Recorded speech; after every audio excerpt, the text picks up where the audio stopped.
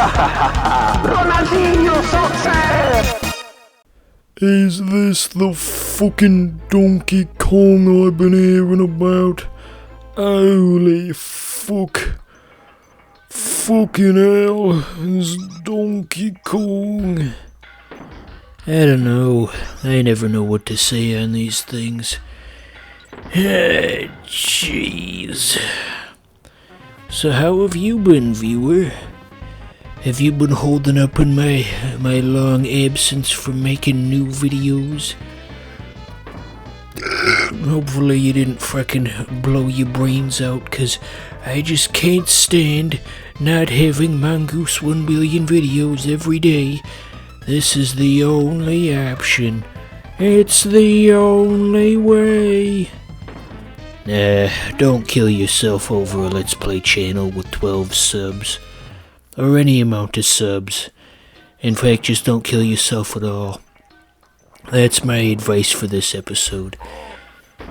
So, you got mines, you got crystals, you got funny little monkeys hopping all about the place. You got everything a cool gamer like you could ever possibly want. Are Donkey Kong games still popular? Yeah, I'm gonna pretend like they are. I'm gonna get depressed otherwise if I start thinking about how all the things from my youth are not cool anymore.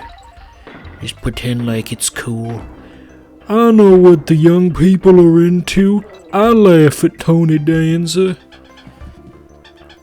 The barrel's too damn high. Somebody get the rent is too damn high guy in here. The tag barrel in the crystal mines in Donkey Kong Country 2 is too damn high. They should call this game Donkey Kong Country Too Damn High. And they can Photoshop joints into the characters' mouths and give them bloodshot eyes, and Donkey Kong Country Too Damned High. Gosh, I am so damn funny sometimes on rare occasions. I deserve far more subs than I have. All these jokes are just gonna sink into the ether and be seen by nobody. Ain't nobody care about Donkey Kong Country 2 in 2021. It's been nearly 30 years. People want the new shit. They want, what's new? They want Scarlet Nexus. They want Scarlett Johansson to come to their house and fuck them. That's what the viewers want. That's what I want, at least. Gosh, wouldn't that be something? Scarlett Johansson and a Let's Player with 2 active viewers. Together at last. That's the life. I wouldn't even have to do anything. She'd just come to me out of the blue.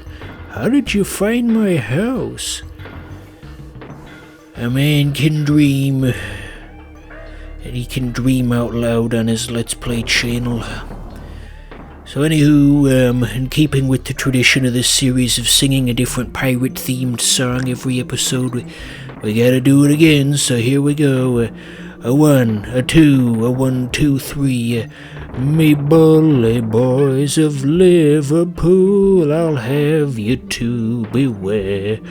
When you sail in them packet ships, no dungaree jumpers wear. But have a good monkey jacket all ready to your hand, for there blow some cold nor'westers on the banks of Newfoundland. We'll scrape her and we'll scrub her with holy stone and sand, for there blow some cold nor'westers on the banks of Newfoundland. Okay, there we go. We got that out of the way for the episode. What song is it gonna be next episode of Donkey Kong Country 2? Who knows? Okay, we gotta go around in a big old fucking loop because there's no save point nearby. So we gotta pay 2 coins to go back here, save in the previous world, like so, and then one additional thing we gotta do. Hand over the save file, Granny. Hand it over, the old lady gets it. Remember that episode of Courage where they had that burglar who was robbing them, but he also had amnesia? And I'll get back to that in a second. So we have to fight this boss a second time in order to complete the loop and get back to the second level. See, there we go. It's as easy as that. But anyway, remember that Courage the Cowardly Dog episode where, yeah, the burglar, he went back and forth between robbing them and thinking they were his family. He'd say, "Alright, you, tie up the old lady." And then, "Nigel, what are you doing tying up Mama Mashed Potatoes and Uncle Twinkle Toes?" What a strange concept. Who in the hell thought of it? Courage the Cowardly Dog was alright. It was alright with me, man. Although it was kinda scary as a lad of the 2000s. They would always have the new episodes on Cartoon Fridays, and it was about 50-50 if the episode was gonna traumatize little Mongoose 1 billion. And they need to bring back Cartoon Fridays. Those were fun. All your favorite new episodes crammed into one 90-minute block. It was just new, all in a single day. Kid me just ate that shit up. It was a big event. Something to look forward to. Unlike nowadays when there's nothing to look forward to and we all just kinda languish in our homes, awaiting the sweet release of death. It's a-comin' someday soon, hopefully.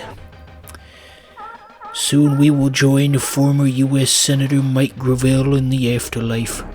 What a weird thing to say. Why did I fucking say that? But anyway, speaking of Courage the Cowardly Dog, did you see that new special they're doing where they're quote-unquote bringing him back, where it's a crossover between Courage the Cowardly Dog and Scooby-Doo? And it was kinda cool, I guess. I mean, I think it's more of a Scooby-Doo thing than a Courage thing, because, you know, Courage always had a borderline actually scary stuff in it, and the monsters in the preview just seemed like your basic Scooby-Doo monsters, and nothing scary enough that it could have appeared in an actual episode of Courage. But I don't know, I think I would have liked it better if they actually tried to make it at least somewhat scary, you know? And of course, it raises the question, who is the target audience for such a thing? As obviously I don't think kids are really going to go for Courage the Cowardly Dog, as seeing how the show went off the air 20 years ago. I doubt they're really that familiar with it. But who knows? For them it's just a new thing that they're willing to take a chance of. Well, I've never heard of Courage the Cowardly Dog, but I'm seeing him here now, and he seems like an alright bloke to me.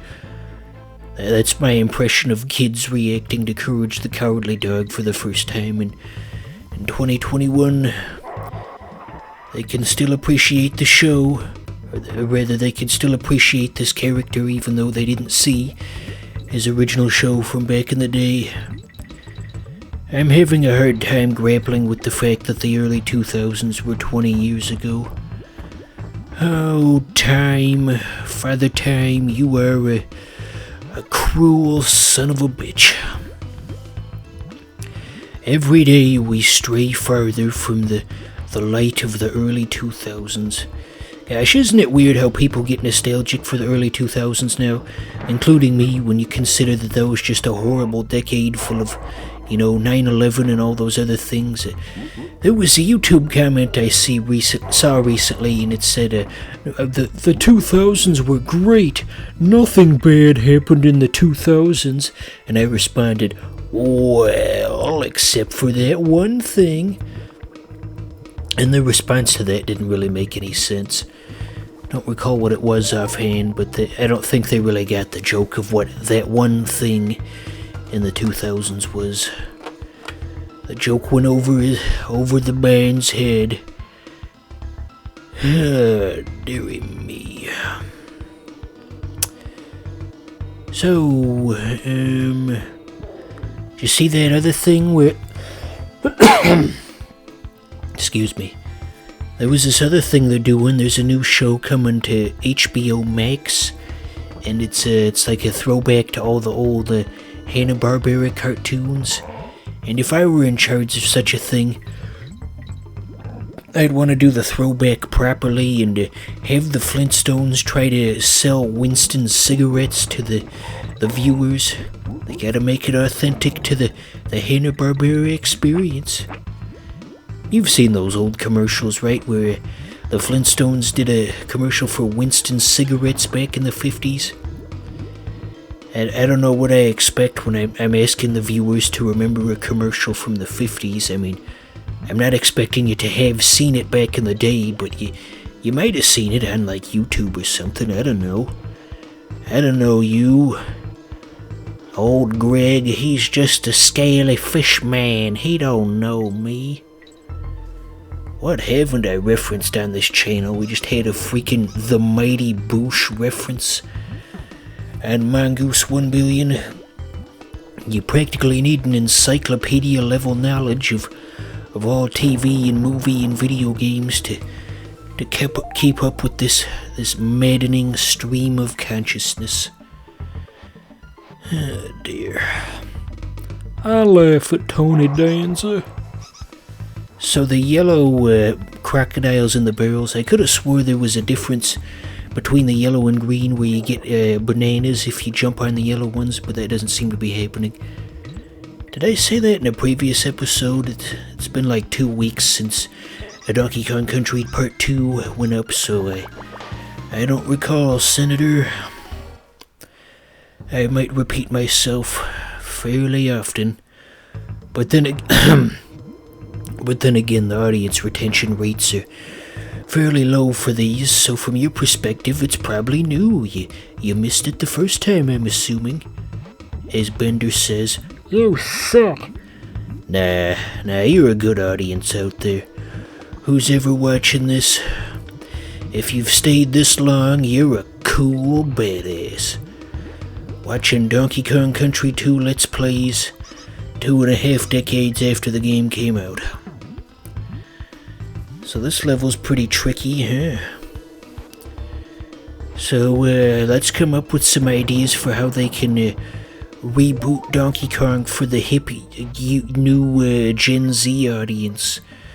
Maybe instead of bananas, they could have Fortnite gift cards, and instead of rats, they could have people who disagree with you politically, and yeah, those two things on its own should be enough to appeal to the cool youngsters of the world. Alright, second attempt at this. It was almost a tragic mistake the first time, and we had to send the balloon back. Fucking send it back! It's defective! Fucking balloon's defective! I don't know what this is.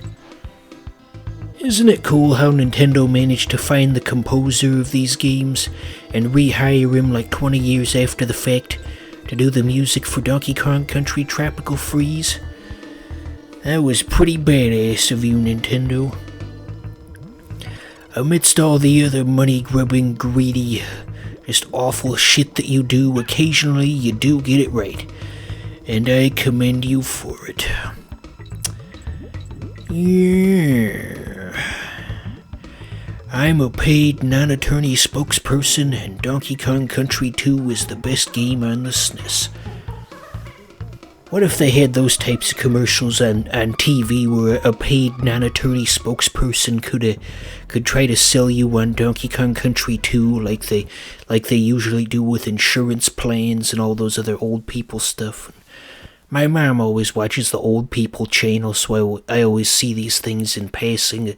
It's commercials for burial plots and wheelchairs and denture paste and life insurance commercials, and they got that famous one with Joe Namath. I'm sick of living in old people land. I'm wasting my life.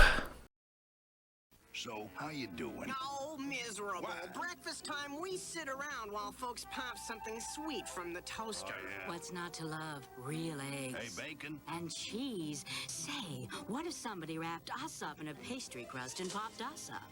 Pillsbury Toaster Scrambles. Real eggs, smoky bacon, creamy cheese in a flaky pastry crust right in your grocer's freezer. Mmm. Pillsbury Toaster Scrambles. Look out, sweet stuff.